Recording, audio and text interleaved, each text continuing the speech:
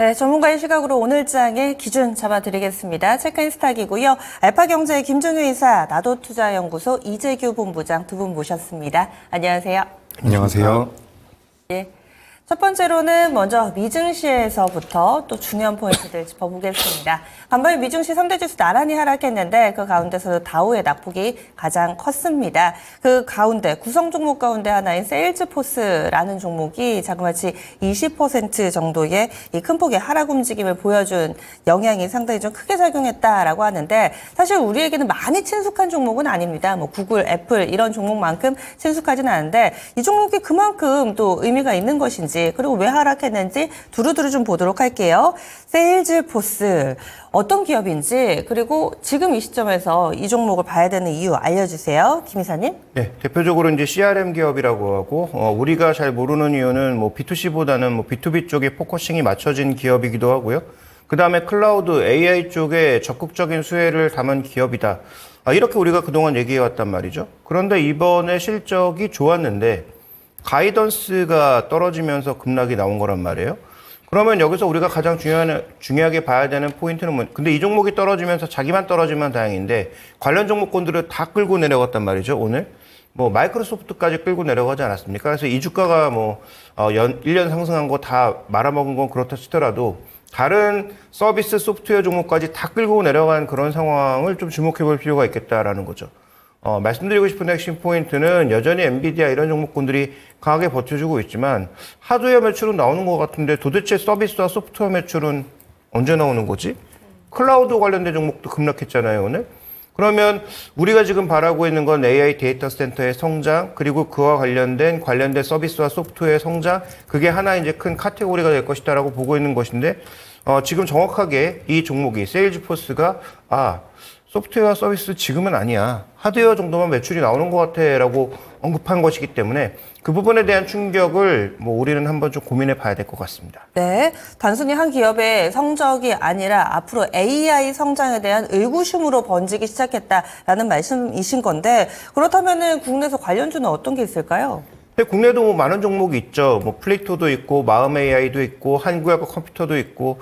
근데 이제 두 가지 이슈가 충돌할 거예요. 이 종목이 급락함으로써 아마 이 서비스나 소프트웨어의 실적 성장은 생각보다 느리거나 좀 더딜 수 있다라는 생각도 들지만 바로 또 6월 초반에 뭐가 있습니까? 애플 그 개발자 회의가 있잖아요. WWDC. 네, 그런데 거기서 이제 다 얘기 나올 것은 애플이 자기가 개발한 게 아니고 남의 걸 이용해서 애플의 AI를 강화할 거라는 대책을 내놓을 거란 말이죠. 그래서 아마 이 두 가지 이슈가 충돌할 가능성이 높은데 국내에서 관련된 종목군들이 오늘 뭐 직접적인 영향을 받을지는 모르겠습니다만 저는 뭐 근본적으로 가지고 있는 의심이 이쪽의 소프트웨어 그 서비스와 소프트웨어는 결국 이것도 독과점 쪽으로 간다. 그러니까 국내 중소형들에게 돌아올 만한 내용들이 별로 없다라고 보고 있기 때문에 테마주로 판단하고 있는 것인데 이런 뉴스에 좀 어떻게 반응하는지를 잘 살펴보실 필요가 있지 않느냐 이렇게 보고 있고요. 그러면 뭐 미국의 대표 기업들의 숫자가 바로 안 들어오는데 국내 기업들의 이 연관이 있다고 하더라도 실적은 언제 들어올까? 이런 고민도 필요하다고 봐야 되겠죠. 네, 사실 근래 들어서 AI 소프트웨어 쪽도 약간의 좀 잠잠한 모습을 보여주고 있는 상황입니다. 관련주들 그러면 대응 전략을 어떻게 세워야 될까요? 네, 일단 여기서는 종목을 더 벌려나갈 이유가 전혀 없을 것 같아요.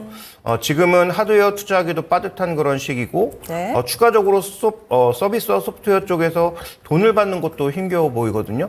물론 지금 뭐 국내에서도 여기저기서 뭐 관련된 뭐 컨퍼런스니 뭐 이거저 열리고 있습니다. 그래서 뭐 솔트룩스가 최근에 뭐 개발해서 뭐 유료화 앱을 만들겠다 뭐 이런 얘기들도 흘러나오고 있는데, 뭐 만드는 건 자기들 마음이지만 돈을 누가 내고 쓸지는 아무도 알 수가 없는 거죠. 그래서 그런 부분들을 생각해 봤을 때 해당 종목군들에 대해서 너무 공격적인 접근은 제가 보기엔 위험하다라고 판단하고 있고요. 다 아시는 것처럼 국내 소프트웨어 개발 능력이 그렇게 높지 않다는 것도 인지를 하신다면 해당 종목에 대해서는 뭐 이슈에 따른 트레이딩 정도는 가능하지만 전체적으로는 일단 좀 비중을 축소하는 그런 과정으로 가시는 게 좋지 않을까라고 보고 있고 정말 이쪽에 투자하고 싶으시다면 뭐 미국에 뭐 종목들이 널려 있잖아요. 뭐 마이크로소프트 뭐 비싸지만 이건 어차피 독과점으로 가는 핵심 종목이기 때문에 차라리 그 종목을 사시는 게 낫지 않을까. 그래서 마이크로소프트에 연관된 국내 종목을 사지 마시고 정말 이쪽에 투자하고 싶으시다면 과감하게 마이크로소프트를 사시는 게 저는 더 도움이 될 거라고 봅니다. AI에 대한 의심이 이 칩 쪽, 그러니까 하드웨어까지 확대되면서 국내에 칩 쪽이 밀린다거나 이러진 않을까요? 그건 좀 가능성이 없어 보이는 게 지금 그 국내 반도체는요, 오히려 데이터 센터 쪽이 좀 위축된다고 하더라도 큰 영향이 없어 보이는 게 하이닉스나 삼성전자는 레거시가 지금 올라가고 있는 거예요. 자꾸 지금 HBM 쪽으로 사람들이 초점을 맞추는데 HBM은 플러스 알파인 거고요. 지금 근본적으로 개선되고 있는 건 여러 번 언급드렸지만 레거시입니다. 레거시 반도체가 너무 폭발하고 있는 거예요. 그래서 지금 낸드도 막 사재기가 나오고 그렇게 가고 있는 거잖아요. 그러니까 그런 관점에서 봤을 때 오히려 데이터 센터와 관련된 물량들이 축소될 것이다라고 해서 미국 종목들이 빠지면 국내 종목군들이 빠질 이유가 전혀 없다. 오히려 지금 AI PC 쪽이 강화되면서 PC 관련 디램의 매출은 더 늘어날 가능성이 있다. 이렇게 봐야 될 것 같습니다. 예, 알겠습니다. 그래서 세일즈포스닷컴 이 종목의 큰 폭의 하락 움직임 따라서 국내에서도 AI 소프트웨어 쪽은 약간은 좀 보수적인 시각으로 대응해 주시는 게 어떨까 의견 드렸고요. 다음 두 번째 포인트 넘어가겠습니다. 역시나 미증시를 자세하게 들여다보면은 이렇게 세일즈포스나 이쪽은 밀렸는데 오른 종목군들도 있습니다. 최근 에너지원에 대한 관심들 고조되고 있고요. 연료전지 쪽은 꾸준히 또 오름세를 나타내고 있습니다. 그렇다면은 이쪽 시장에 대안이 돼줄 수 있을 것인지 이재규 본부장님 의견 어떠세요? 네, 일단 연료전지 쪽이 미증시에서 좋은 모습을 보였습니다. 말씀하셨던 것처럼 지금 미국의 3대 지수가 모두 다 하락을 하는 과정에서도 연료전지 쪽에 대한 종목군들은 좀 상승을 했다라는 거죠. 그래서 우리나라 시장 같은 경우도 오늘은 미증시에서 어떻게 보면 투자 아이디어를 얻어온다라고 한다면 연료전지 쪽에 대한 관심이 필요하지 않을까라고 생각을 하고 있습니다. 지금 이제 AI 시대가 시장에서 부각이 되면서 관련되어 있는 종목군들이 많이 움직이고 있죠. 뭐 하드웨어 관련돼서는 반도체도 많이 움직임이 나왔고요. 소프트웨어 같은 경우도 계속해서 변동성이 좀 나왔었던 구간인데 그에 따라서 이제 전력기기 쪽에 대한 모멘텀들도 계속해서 붙어왔다라고 보시면 좋을 것 같습니다. 그래서 뭐 최근엔 하나솔루션이라든지 SDN 같은 태양광 쪽의 종목군들도 변동성이 많이 나왔고요. 원전 같은 경우도 변동성이 계속해서 커지고 있었던 상황인데 가장 최근래에 부각이 됐었던 것이 이 연료전지 쪽이 아닌가라고 생각을 하고 있습니다. 그래서 뭐 두산 퓨얼셀이라든지 범한 퓨얼셀 같은 기업들이 시장에서 부각이 됐었는데 최근 들어서 이제 강하게 부각이 됐다가 지난주 후반부터 어느 정도 조정을 받았죠. 이번 주 초부터 조정을 좀 받은 것 같은데 이런 위치에 놓여 있다라고 한다면 우리가 한 번 정도는 매매의 관점으로 접근해 볼 필요가 있지 않을까라고 생각을 하고 있습니다. 사실 이제 이 수소 연료라는 게 연료 전지 안에 들어가는, 그러니까 연료 전지가 좀 더 큰 개념이라고 보시면 좋을 것 같고요. 그 아래 수소 쪽이 들어가고 있는데 아직까지는 우리가 좀 먼 얘기라고 생각할 수 있는 부분들도 있습니다. 하지만 우리가 2022년도에서 2028년도까지 관련되어 있는 시장의 규모가 연평균 29.2% 정도가 성장한다라는 그런 조사 기관의 그런 결과물들이 있습니다. 그래서 우리가 이런 것들을 생각을 해봤을 때에는 당장 눈앞에 보이고 있는 매출과 영업이익은 어느 정도 제한적이라고 하더라도 현재 시장 트렌드와는 좀 부합하지 않을까라고 보고 있기 때문에 전 연료전지 쪽을 좀 보시는 게 어떨까라는 말씀을 드리고 싶고요. 우리가 이제 퓨얼셀이라고 제가 지금 두산 퓨얼셀을 말씀드렸는데 뭐 상하프론테크라든지 그동안 시장에서 좀 부각이 됐었던 수소와 관련되어 있는 기업분들도 주가의 변동성이 잘 나올 가능성이 전 높다라고 보고 있습니다. 그래서 지금 상장된 이후에 시세가 한 번도 나오지 않았었던 이 수소 관련되어 있는 탱크를 생산하는 일진하이솔루스 같은 경우도 굉장히 저점대에 놓여 있다라고 보고 있거든요. 그래서 지금 시장의 자금이 어디로 갈지가 조금 애매하긴 하지만 그래도 어떻게 보면 소테마를 가지고 있는 종목군들이기 때문에 저는 관련되어 있는 종목군들이 매매의 관점, 투자의 관점으로 본다라고 한다면 시간이 좀 걸릴 것 같습니다. 하지만 매매의 관점으로 본다라고 한다면 이번 주부터 쭉 조정을 받았기 때문에 지금부터 좀 관심을 가져보시는 것도 어떨까라는 그런 의견 드리도록 하겠습니다. 태양광, SOFC, 수소 이쪽이 같이 오르거나 순환매 양상을 나타내는 둘 중에 어떤 쪽을 보세요? 저는 일단 순환매가 계속해서 이어질 가능성이 높다라고 보고 있습니다. 에너지 쪽에 대한 관심도가 계속해서 생기고 있어요. 근데 우리가 전력기기 관련주들 같은 경우는 굉장히 많이 올랐죠. 그 다음에 이제 변압기 다음에는 전선이 많이 올랐고요. 그 다음에 관련되어 있는 종목군들이 조금씩 움직이다가 최근에 이제 태양광이나 원전, 태양광 쪽은 사실 미국 쪽에서 나온 내용들이 굉장히 우리나라 기업들의 도움이 많이 되면서 변동성을 키웠고 원전 같은 경우도 이제 우리나라 자체의 모멘텀도 있지만 뭐 체코라든지 다른 나라에서 원전을 다시 한번 뭐 가동을 시키겠다 혹은 신규 원전을 착공하겠다라는 내용들이 부각이 됐었죠. 그에 비해서 이제 연료전지 쪽 같은 경우는 아직까지 나오고 있는 내용이 그렇게 많지는 않지만 다시 움직인다라고 한다면 종목군들의 규모 자체가 작기 때문에 좀 테마성을 가지고 움직일 가능성이 높다라고 보고 있습니다. 테마성을 가지고 움직인다라고 한다면 매매의 관점으로는 전 연료전지가 괜찮지 않을까라는 의견 다시 한번 드려보도록 하겠습니다. 네, 대표적으로 연료전지 미국의 블룸에너지 있죠. 7% 정도 올랐고요. 전체적으로 보자면 미국에선 태양광이 조금 더 강하긴 했습니다. 썬노바도 한 두 자릿수대 급등이었고요. 선파워도 10% 정도 오름세 나타냈는데 에너지원들 계속 관심 가져주시기 바랄게요. 다음 포인트 넘어가겠습니다. 좋은 쪽 찾다 보니까 정말 안 좋은 쪽 놓치는 부분들도 있습니다. 오히려 이런 종목이 기회가 될 수도 있는데 대표적으로 네이버 보겠습니다. 하락하면은 2차전지 쪽만 많이들 보셨을 텐데 네이버도 사실 만만치 않게 힘든 1년을 보내고 있습니다. 특히나 올해 들어서 여러 번 좀 지지라인이 돼줬던 18만 원을 이탈하고 이제는 17만 원 초반까지 연일 신저가를 쓰고 있는 상황인데 어떻게 하다가 네이버가 좀 이렇게 됐는지 지금 놓여 있는 위치부터 좀 짚어볼까요? 네, 뭐 기술적인 위치는 언급해 주셨다시피 뭐 사상 최저가는 아니지만 최근에 보지 못했던 최저가로 가고 있는 거죠. 물론 2022년에 15만 원도 찍었던 적이 있고 그 이후에 반등폭이 뭐 올라봐야 25만 원 정도에서 제한되는 굉장히 좁은 움직임을 보여주고 있는데요. 이 종목은 지금 우리가 가장 중요하게 봐야 되는 포인트가 이렇게 코스피 대비해서도 밀릴 정도의 악재가 정말로 존재하는가라는 부분. 그래서 뭐 준비된 그림을 먼저 하나 보여주시면 일단 코스피 대비해서 2022년까지는 월등한 수익률을 보여주다가 그 이후부터는 조금 비슷하게 가는 모습, 2023년부터는 확연하게 코스피에 못 미치는 모습.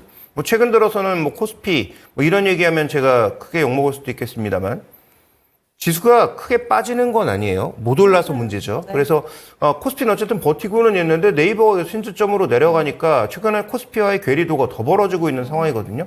그러면 이 벌어지는 적절한 이유가 있다면 뭐 우리가 인정할 수밖에 없는 것이고 만약에 이게 좀 과도하다고 생각한다면 오히려 진입 기회로 사야만 봐야 되는 그런 가격에 와 있기 때문에 저는 뭐 당장 오늘이 저점입니다 이렇게 말씀드릴 수는 없지만 그 레벨을 한번 테스트해 볼 만한 위치에 와 있다라고 좀 보고 있습니다. 네.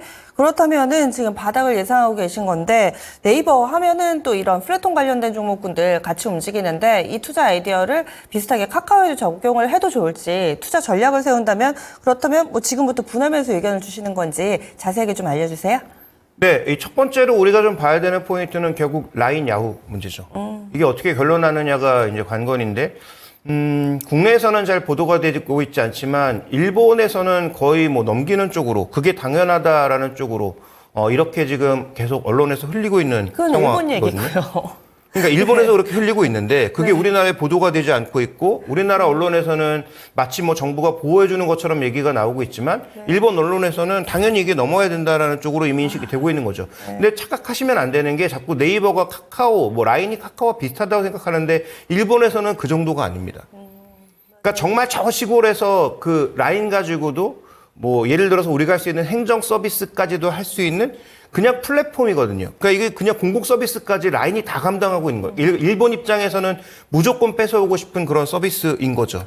전력망이나 수도관이나 마찬가지인 상황이 된 것 같아요. 그러니까 이건 그냥 인프라라고 네. 일본은 보고 있는 겁니다. 그래서 일본이 지금 약간 언론들을 이용해서 그 소위 이제 사람들을 자극하는 것을 이거 인프라다. 인프라기 때문에 우리가 가져와야 된다라는 식의 그런 논리를 계속 가져가고 있는 상황이고, 근데 우리 정부는 이거 뭐 기업 간의 문제지 국가가 나설 일이냐 뭐 이런 상태이다 보니까 그러면 결국 지분을 넘겨주게 되지 않을까라는 그런 불안감이 나타나고 있는 거죠.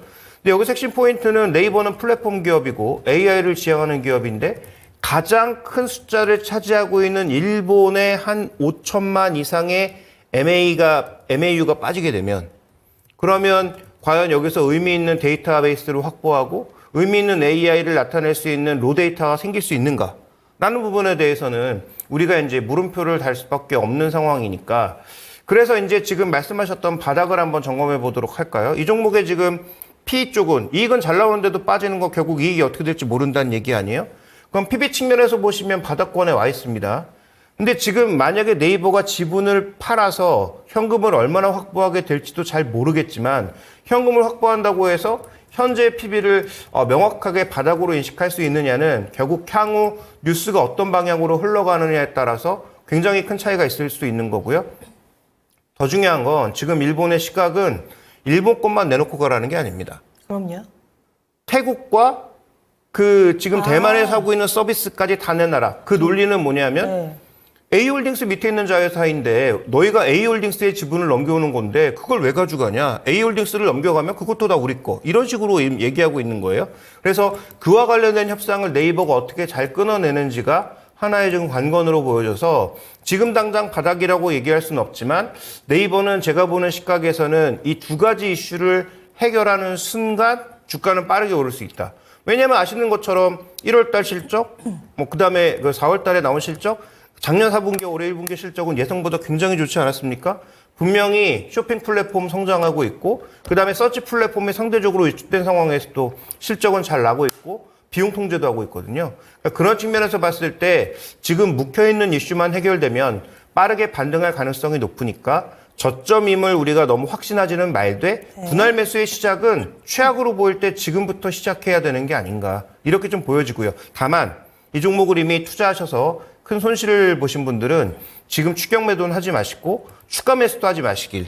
왜냐하면 비중이 어느 정도 있는 상태에서 추가 매수가 잘못 들어가게 되면 가격이 더 망가질 수 있거든요. 그래서 뭐 추가 투자나 추가 투자나 아니면 뭐 기존에 그 보유하고 계신 분들은 그냥 홀딩 정도의 관점으로 말씀을 드린다면 신규 매수는 분할 매수가 시작점이 될 수 있다라고 보고 있는 것입니다. 물론 생각하고 싶지는 않지만은 그리고 감정적으로 볼 사안도 아니지만은 말씀해 주신 이 두 가지의 사안이 우리가 원하는 방식으로 흘러가지 않는다. 최악의 시나리오가 만약에 나오게 된다면은 그때는 네이버는 투자 의견을 좀 달리 가져가야 되나요? 그랬을 때 네이버의 다음 스텝은 최근에 계속 추진하고 있는 게 중동 진출이죠. 사우디에 지금 네이버가 얼마나 진심인지 사람들을 잘 모르시는데 네. 뭐 회사의 기자들의 이제 기자들 얘기를 들어보면 저희 회사 취재 기자들의 얘기를 들어보면 네. 사우디에 거의 상주하고 있을 정도로 사우디의 진심입니다. 물론 사우디의 프로젝트가 예상보다 좀 축소되고 있는 부분은 문제가 될 것 같긴 한데요.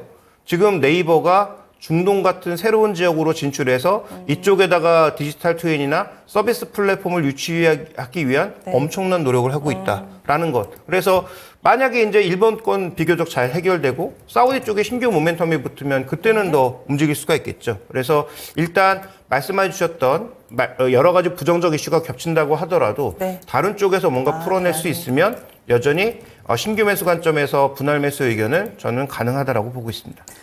참 방송하면서 이성적으로 해야 되죠. 그리고 또 이 주식 투자라는 게 감정이 섞이면 안 되는데 사실 이 뉴스 같은 경우는 좀 하루빨리 원활하게 좀 마무리가 됐으면 하는 바람과 함께 가져보면서 네이버 주가에도 우리가 좀 관심을 가져봐야 되겠습니다. 다음 마지막 포인트 넘어가겠습니다.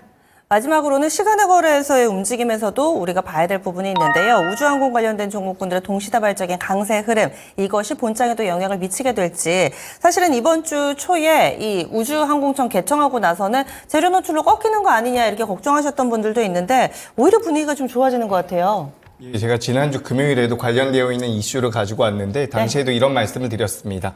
우리가 사실 재료 노출이 되면 주가가 하락할 가능성이 높은 게 맞습니다. 하지만 우리가 테마를 구분할 필요가 있는데 테마라든지 이 내용 자체, 이 이슈 자체가 앞으로 지속되는 여부, 이 지속성에 대해서 판단할 필요가 있는데 지금 우주항공과 관련되어 있는 내용들 같은 경우는 앞으로도 계속해서 부각될 가능성이 높죠.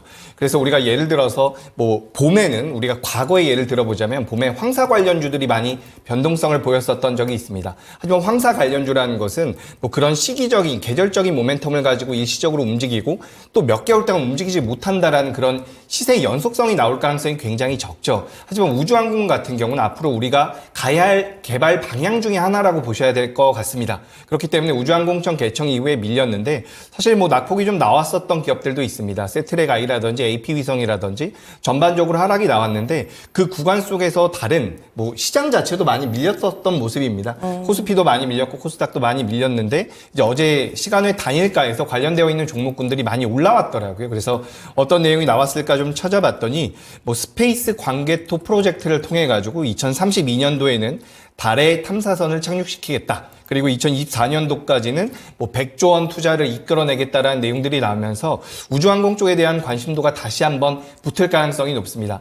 만약에 오늘 시초가에서 관련되어 있는 종목들이 많이 올라온다라고 한다면 장중 시초가가 고가가 될 가능성도 있다라고 생각을 하지만 저는 지속적으로 봐야 될 부분이라고 보고 있는 거죠. 그래서 우리가 이 종목을 순전히 테마로만 보시지 않았으면 좋겠다라는 이야기를 좀 드리고 싶고요. 실제로 이제 전 세계적으로 뭐 2040년도가 되면 1120조 규모로 굉장히 크게 성장을 한다라고 이야기가 되고 있습니다.